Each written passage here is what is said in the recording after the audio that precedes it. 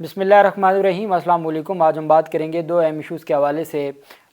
इस्लामाबाद के डीसी ने एक दरख्वास्त दायर की थी और ये इंटर कोर्ट अपील दायर की गई थी और उसमें ये मौक़िफ़ अपनाया गया था कि मेरे ख़िलाफ़ जो फ़र्द जुर्म आयद होने जा रही है और मुझे माफ़ी दी जाए और फ़र्द जुर्म आयद ना हो, वो अपील ख़ारिज कर दी गई है। फ़र्द जुर्म की कार्रवाई के ख़िलाफ़ जो अपील थी, इंटर कोर्ट अपील, उसको डिसमिस कर दिया है इस्लामाबाद हाई कोर्ट ने।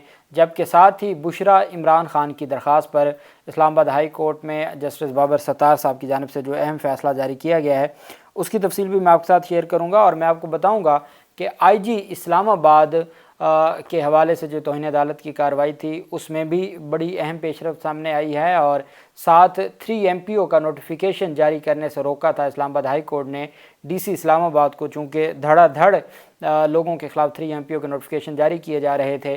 तो उस पर फिर अदालत में ये कार्रवाई सामने आई थी और अदालत में ये बताया गया था कि जी हर सूरत जो रिलीफ़ है वो दिया जाए और हर सूरत जो आप किसी भी पाकिस्तानी का, किसी भी शहरी का आप 3 MPO के तहत नोटिफिकेशन जारी नहीं करेंगे, आवाम को रिलीफ़ दिया जाए, ये कहा गया था अदालत की जानिब से। उस पर अदालती मुआविनीन मुकर्रर किए गए थे। उस केस में भी समाअत हुई, उसकी तफसील भी मैं आपके साथ शेयर करूँगा। परवेज़ इलाही के ख़िलाफ़ निगरान पंजाब हुकूमत की अपीलों पर समाअत हुई, उसके ऊपर भी हम बात करेंगे। सबसे पहले तो मैं आपको बताता चलूँ कि मुतनाज़ ट्वीट्स केस में आज़म सवाती के ख़िलाफ़ दायमी वारंट जारी कर दिए गए हैं। स्पेशल जज इस्लामाबाद ने रहनुमा PTI आज़म सवाती के ख़िलाफ़ दायमी वारंट जारी किए हैं।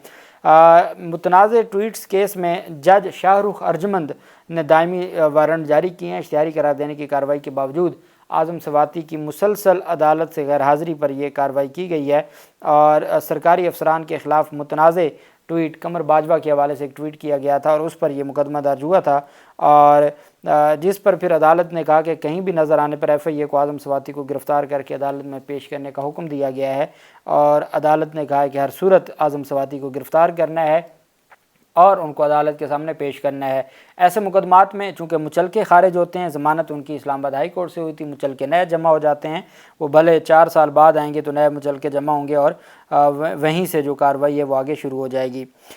एक अहम पेशरफ्त सामने आई है और वो पाकिस्तान तहरीक इंसाफ की जो ख़वातीन कारकुनान हैं, जिसमें तैयबा राजा हैं और तैयबा राजा के साथ जो बाकी पाकिस्तान तहरीक इंसाफ के कारकुनान हैं, उनकी दरख्वास्त मानते जिना हाउस जो कोर कमांडर हाउस हमला केस है और जलाओ घिराव केसेस में इंसदाद दहशतगर्दी अदालत ने खारिज कर दी हैं।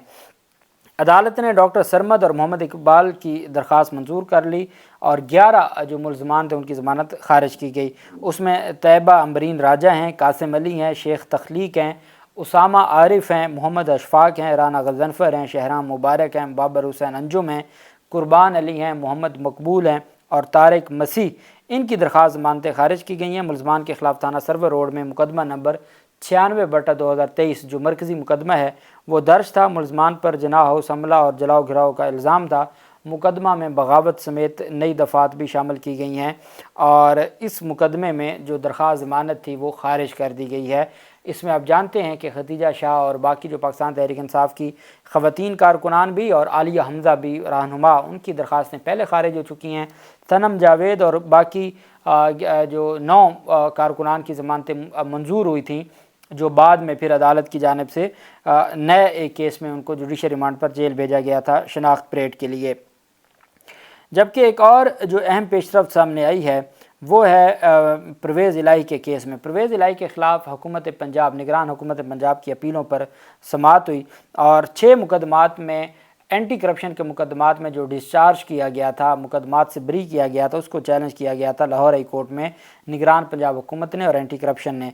एंटी करप्शन के 6 मुकदमात में डिस्चार्ज करने के ख़िलाफ़ हुकूमत पंजाब की अपील की समाअत के दौरान अदालत में जो सरकारी वकला ने मज़ीद दलाइल के लिए वक्त मांग लिया। लाहौर हाई कोर्ट में साबिक़ वज़ीर आला पंजाब परवेज़ इलाही के ख़िलाफ़ दरख्वास्त पर समाअत हुई। जस्टिस सुल्तान तनवीर अहमद ने दरख्वास्त पर समाअत की। हुकूमत पंजाब के वकील additional prosecutor general Abdul Samad ने दलाइल दिए।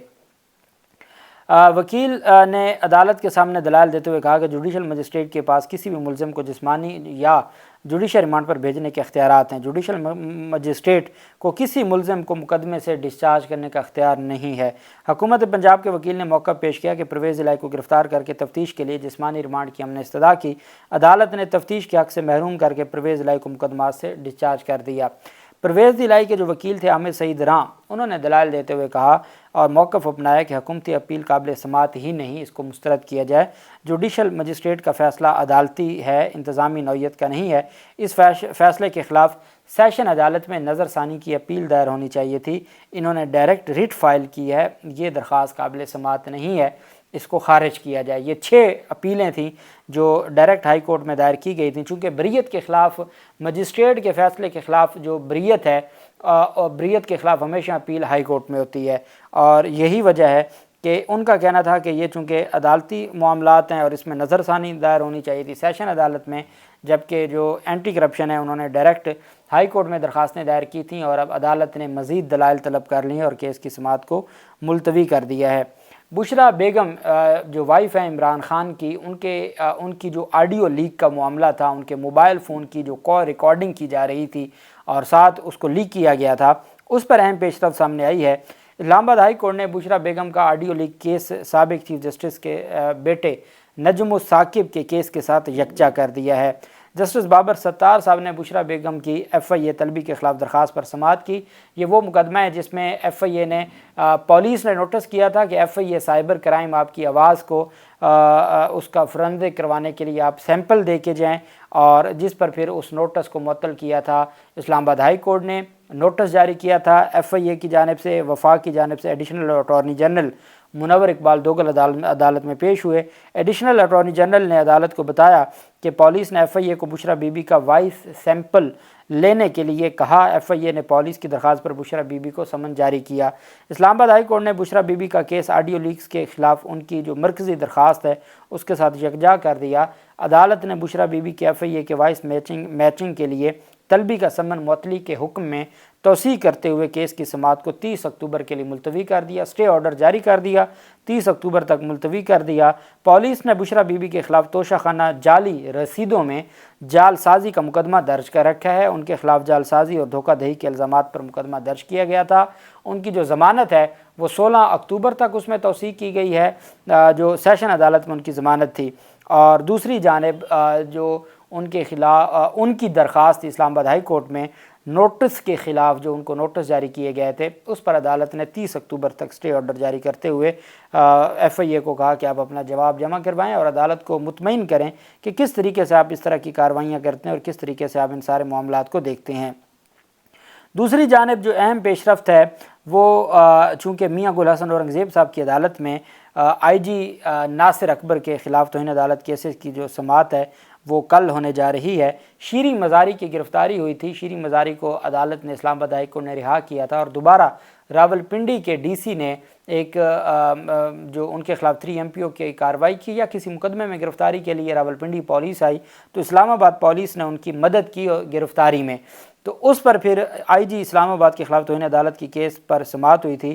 اب اس شیریں مزاری کی گرفتاری پر آئی جی کے خلاف توہین عدالت کیس پر سماعت ہونے جا رہی ہے۔ آئی جی عدالت سے تحریری معذرت کر چکے ہیں اور ساتھ 25,000 روپے جرمانہ بھی شیریں مزاری کو ادا کر چکے ہیں، جبکہ جو شیریں مزاری نے کہا تھا کہ وہ یہ 25,000 شوکت خانم میں جمع کروا دیں گی، جبکہ جو شہریار آفریدی کی حوالے سے جو اہم پیش رفت سامنے آئی ہے، شاندانہ گلزار اور شہریار آفریدی کی گرفتاری کے حوالے سے ڈی سی اسلام آباد کے خلاف، ایس ایس پی آپریشنز کے خلاف، ایس پی اسلام آباد کے خلاف اور متعلقہ ایس ایچ او کے خلاف جو کارروائی شروع کی تھی توہین عدالت کی، جس پر کل 28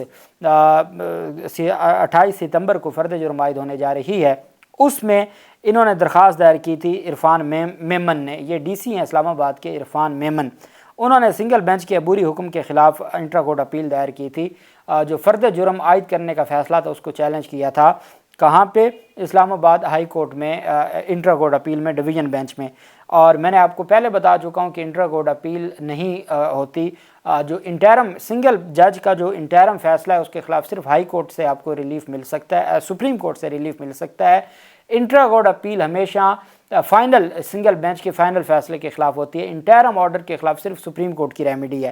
سپریم کورٹ جاتے نہیں ہے کہ کہیں ڈنڈا زیادہ نہ سخت پڑ جائے، اس وجہ سے جسٹس طارق محمود جہانگیری اور جسٹس سردار اعجاز اسحاق خان پر مشتمل ڈویژن بینچ نے سماعت کی اور ڈویژن بینچ نے اس درخواست کو انٹر کورٹ اپیل کو جو ناقابل سماعت قرار دے دیا۔ عبوری حکم کے خلاف انٹر کورٹ اپیل میں اسلام آباد ہائی کورٹ کے ڈویژن بینچ سے ریلیف لینے میں ناکام ہو گئے ڈی سی اسلام آباد، اور جو عرفان میمن ہیں ان کی اپیل ناقابل سماعت قرار دیتے ہوئے خارج کر دی۔ ڈی سی اسلام آباد نے سنگل بینچ جسٹس بابر ستار کی جانب سے فرد جرم کی عبوری حکم کو چیلنج کیا تھا، اور اس میں یہ پلی لی گئی تھی کہ جو میرے خلاف فرد جرم عائد کی جا رہی ہے وہ معاملہ درست نہیں ہے، مہربانی کر کے مجھے ریلیف دیا جائے۔ اب انٹر کورٹ اپیل خارج ہو گئی اور اب کل فرد جرم عائد ہوگی۔ پہلے یہ توہین عدالت کی کارروائی پر جو ان کو شو کاز نوٹس جاری ہوا تھا اس کو انہوں نے چیلنج کیا تھا، انٹر کورٹ اپیل خارج ہوئی تھی۔ اب یہ دوسری انٹر کورٹ اپیل ہے جو خارج کی گئی عدالت کی جانب سے، جبکہ شہریار آفریدی اور شاندانہ گلزار کے ایم پی آرڈر کے خلاف جو عدالت میں کیس تھا، چونکہ ایم پی آرڈر کو تو معطل کر دیا تھا، لیکن اس پر پھر عدالت نے ساتھ ڈی سی اسلام آباد کو کہا تھا کہ کسی اور کے آپ نے 3 ایم پی او کے تحت آپ نے کوئی نوٹیفیکیشن کسی کا جاری نہیں کرنا۔ ساتھ عدالت نے 3 ایم پی او کی جو قانونی حیثیت ہے اس کے حوالے سے بھی سوالات اٹھائے ہیں کہ بتایا جائے کہ یہ 3 ایم پی او کس قانون کے تحت جاری کیا جاتا ہے۔ اس پر عدالت میں سماعت ہوئی۔ شہریار آفریدی اور شاندانہ گلزار کو کسی اور مقدمے میں گرفتاری سے روکنے کے لیے سماعت 27 اکتوبر سے 28 اکتوبر تک توسیع کی۔ ان کا جو حکم امتناعی ہے اس میں توسیع کی۔ عدالت نے شہریار آفریدی اور شاندانہ گلزار کے خلاف ایم پی آرڈر معطل کرنے کے حکم امتناع میں توسیع کی۔ اسلام آباد ہائی کورٹ کے جسٹس بابر ستار نے سماعت کی۔ شہریار آفریدی عدالت میں پیش نہ ہوئے۔ مجسٹریٹ کے اختیارات اور ایم پی آرڈر سے متعلق ایک عدالتی معاون نے اپنے دلائل مکمل کر لیے ہیں۔ دوسرے عدالتی معاون صلاح الدین ایڈوکیٹ وہ کل صبح اپنے دلائل دیں گے، اور عدالت اس کیس کو جو 3 ایم پی او کی حد تک ایک تگڑا فیصلہ دینے جا رہی ہے اسلام آباد ہائی کورٹ۔ اسلام آباد ہائی کورٹ میں ایک عدالتی معاون نے اپنے دلائل مکمل کر لیے ہیں، دوسرے عدالتی معاون صبح اپنے دلائل مکمل کریں گے، اور اس کے بعد پھر عدالت 3 ایم پی او کی حد تک اپنا فیصلہ سنائے گی کہ کیا 3 ایم پی او کا اختیار ہے کیا اور کب استعمال ہو سکتا ہے، اور ڈی سی کے پاس یہ جو اختیار ہے کیا اس کی کوئی کنڈیشن بھی ہے یا اس کے پاس ایسا اندھیر نگری ہے کہ وہ جب چاہے جس کے خلاف 3 ایم پی او کا نوٹیفیکیشن جاری کر کے نظر بند کر دے۔ اب دیکھتے ہیں، جو بھی تفصیلات ہوں گی آپ کے ساتھ شیئر کرتے رہیں گے۔ اللہ پاک پاکستان کا حامی و ناصر ہو۔ بہت شکریہ۔ اللہ حافظ۔ پاکستان زندہ باد۔